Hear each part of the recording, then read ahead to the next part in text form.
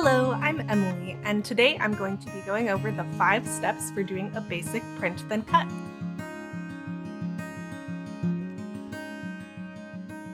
As the newest member of the Leah Griffith team, I'm an illustrator and I love this print and cut method for a lot of my projects. Since I'll be doing more of these soon, I really wanted to show you guys how to do this in a very simple 5-step method. For this project, it is a paper doll that I illustrated, and we will be doing a release of 3 different paper dolls over the next 3 months. This is the first one, and I love doing paper dolls. I used to do quite a few paper doll commissions, and now I'm doing them for you.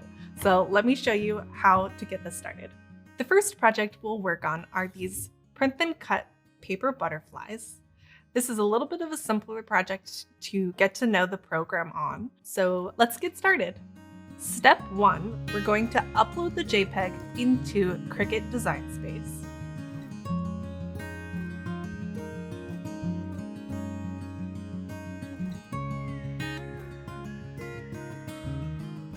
For this project, we can just do a simple image type. Click Continue. Step 2, we're going to go ahead and delete the background. Cricut Design Space will add a color over the white, and sometimes this is confusing, so I'm going to go to Advanced Options and reduce the color to Unmodified. This will make sure that I can cut out all of the white space without deleting any of the image. Once this is done, I'm going to click on the white to remove it. This will reveal a grid behind the image. Anywhere that you still see white, click to reveal the grid. You can click the magnifying glass in the upper right-hand corner to zoom into any little details to make sure it's all cut out just how you want. These butterflies have lots of little details, so it's nice to be able to get in nice and close. And if I make a mistake and accidentally select a color that I don't want to erase, I can click the undo button in the upper right corner. Before I move on to the next step, I'm just going to double check everything to make sure it's properly cut out. And once I know it is, I will go ahead and click Continue. When you reach this page, we'll click the Print Then Cut, not the cut image, and upload it. You can find your image under Recent Uploads. Click on it and insert the image into a canvas.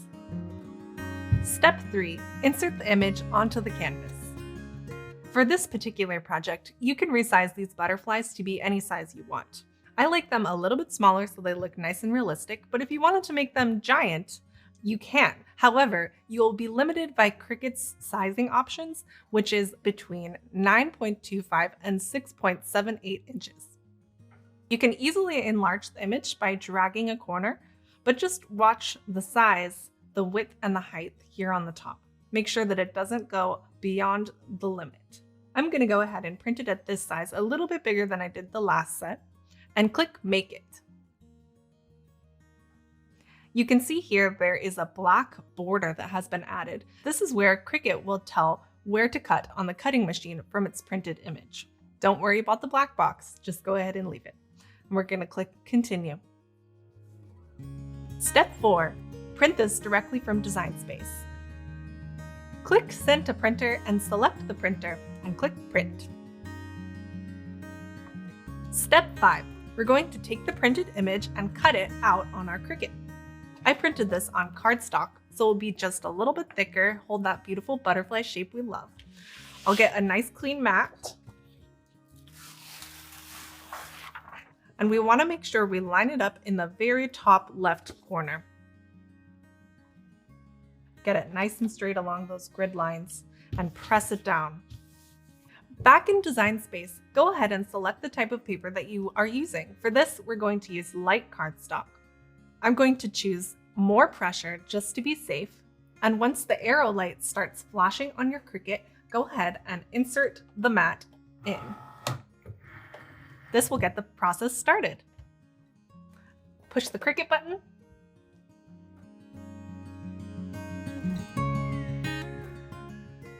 Once it's complete, push the flashing arrow button to release the mat. You might have noticed that there is a small line around the edge of each piece of art. This is just to make sure that there are no white edges once the print and cut is complete. Once you're at this phase, we'll go ahead and peel away the paper. A great tip is to roll the mat and peel the paper gently away. This is always my favorite part. You finally get to see your piece come to life. And you can pop out any of those little extra pieces with a pair of tweezers or a small set of scissors.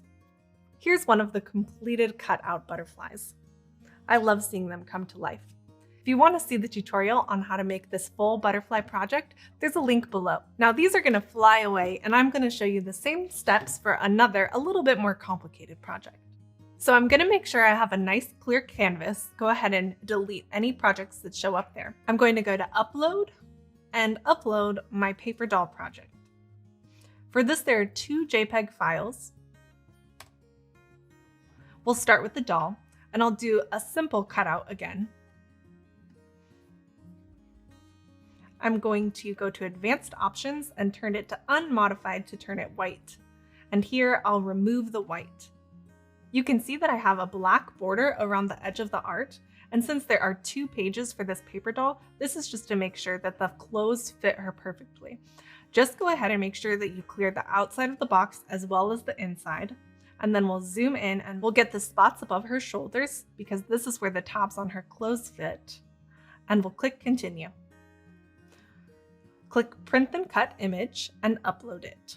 I'll click on the uploaded image and insert it into our canvas. This is where it gets a little bit complicated with the sizing. So I'm going to enter a custom height, which is going to be the max size for Cricut Design Space. We're going to go ahead and do it at 9.2, and this will make sure that the clothes and the body of the doll are the same size.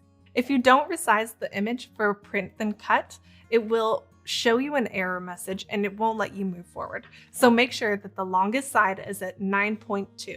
For this, it's the height. And we'll go ahead and click Make It. Following the same steps, we'll send it to our printer. Again, I'm printing on cardstock. I'm just printing the body of the doll on cardstock, and we'll print the clothes on a thinner paper. Since I added in that extra box to make sure they were all the right size, you will notice there are 2 black boxes this time. And it might cut out the 1 black box, but that's okay. We'll go ahead and transfer this onto our mat and get it ready to cut. Again, I'm going to place it perfectly in the corner, making sure it's nice and lined up. Again, you'll notice that there's a little bit of a smudge around the edge, and that's just to make sure that there is no white line. We'll insert the mat. This time I'm going to select heavy cardstock, default pressure, and then press the flashing button. Once it's ready to start, we'll press the Cricut, and here we go. Now that the cutting is complete, I'm going to press the flashing button to release the mat.